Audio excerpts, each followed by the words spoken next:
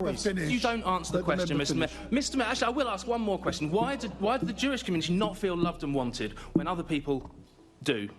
Well, I'm really happy to compare and contrast the numbers of Jewish supporters of the Labour Party versus Jewish supporters of the Reform Party. I want every we'll see in the local elections next year. Imagine a mayor being called to the stage, but instead of condemning hate speech head-on, he stutters with sensitivity, empathy, and empty platitudes. In London, in the middle of public debate, all respectfully asked those protesters to not protest on Saturday, to not protest on Tuesday, on the anniversary of that horrific massacre in Israel, 1,200 people killed and the hostages taken. But you asked people to be mindful. Now, I mean, on a scale of 1 to 10, how mindful do you think the chants like Globalise the Intifada really are?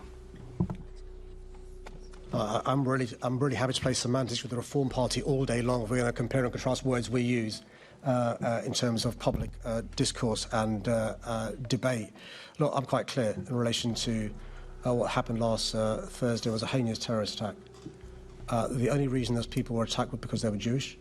The only people that place of worship was attacked was because it was a synagogue. Today, you will see Sadiq Khan humiliated, yes, this word matters, by the Reform Party for refusing to position himself clearly against screams of hatred.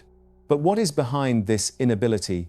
What political interests and pressures are being masked? Who have the powers under the Public Order Act to intervene, to impose conditions, and if necessary, to stop these marches going ahead. Nobody wants to block the right to protest per se.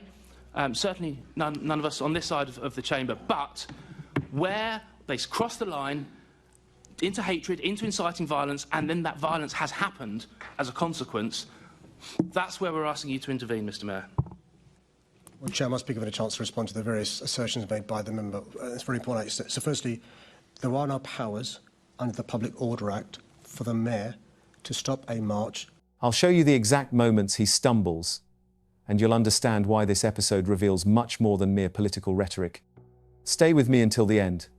You will discover the secret weapon he used to get away with it, and why almost no one will comment on this. Sign up now and activate the bell, so you don't miss any explosive analysis.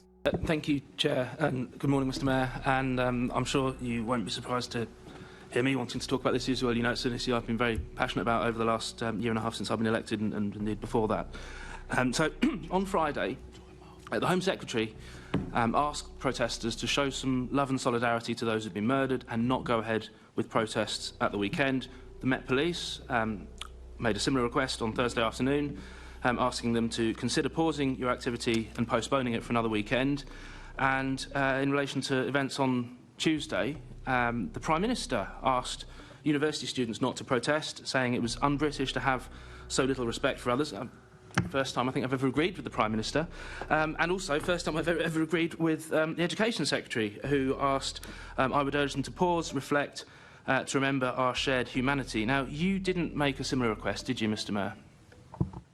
Well, I agree with the comments made by the Prime Minister, the Education Secretary and the Home Secretary about the sensitivity in this issue. Nobody's talking about what people's rights are. That's really important that we distinguish, and neither did any of those people.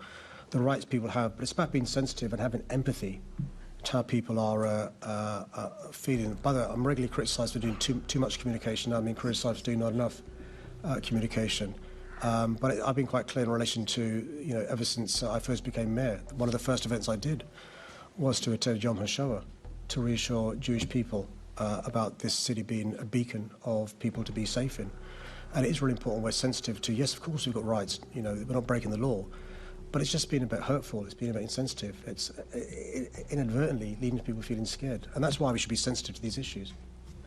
Absolutely, we should be sensitive, and that's why all those four Labour politicians who I've just quoted all respectfully asked those protesters to not protest on Saturday, to not protest on Tuesday, on the anniversary of that horrific massacre in Israel, 1,200 people killed and the hostages taken.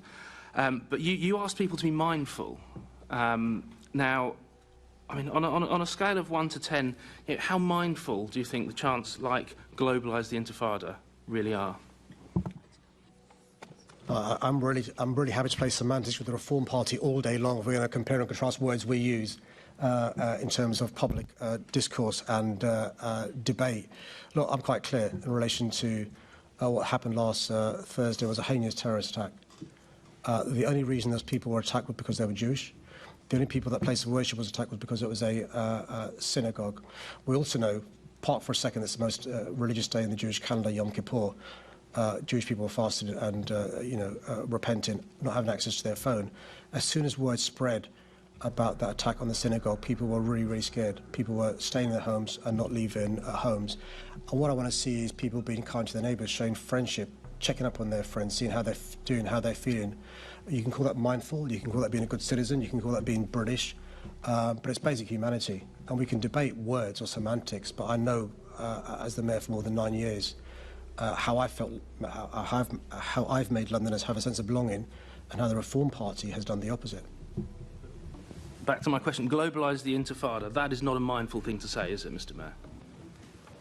Well, I mean, I'm not going to get into the definition of semantics, but I can understand how that's felt by Jewish people. Jewish people feel when they hear that you're, whether you intend it or not, what you're suggesting is that they are at danger in relation to the consequences of the Intifada being globalised. Of course I get that.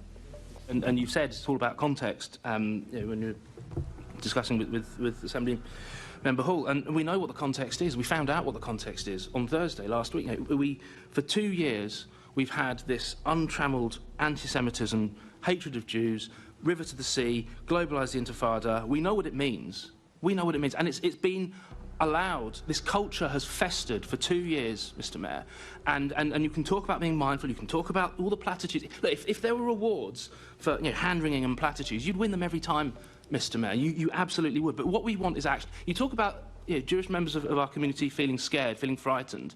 The brave men and women of groups like CST and Shomrim, they're not frightened. They're angry that they have to be doing what they're doing because this culture has been allowed to fester in our city, in our country, and we saw what happened on Thursday last week when it's not nipped in the bud. That's what we're seeing in London, what we've seen for the last 2 years. It's not just about last weekend, it's not just about last Tuesday, it's not just about last Thursday. It's happened repeatedly.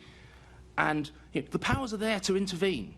You have the powers under the Public Order Act to intervene, to impose conditions, and if necessary, to stop these marches going ahead. Nobody wants to block the right to protest per se. Certainly none of us on this side of the chamber, but where they cross the line into hatred, into inciting violence, and then that violence has happened as a consequence, that's where we're asking you to intervene, Mr. Mayor. Well, Chair, I must be given a chance to respond to the various assertions made by the member. It's very important. So firstly, there are no powers under the Public Order Act for the mayor to stop a march or to disrupt a march. It's really important you understand the law if you're going to be the party of government. Point number 2, anti-Semitism didn't begin on October the 7th, 2023. Point number 3, it's arguably the oldest form of hatred known to mankind. Point number 4, I was the mayor of London. They went to synagogues in the weeks preceding the terrorist attack on a synagogue in Pittsburgh in the USA. That was before October the 7th, 2023. I'm also the mayor who has invested a huge amount of money in educating young people across London about the dangers of anti-Semitism and other forms of hate crime, to teach our young people to be resilient and stoic when it comes to hatred against their fellow citizens because of the colour of their skin or because of the God they worship.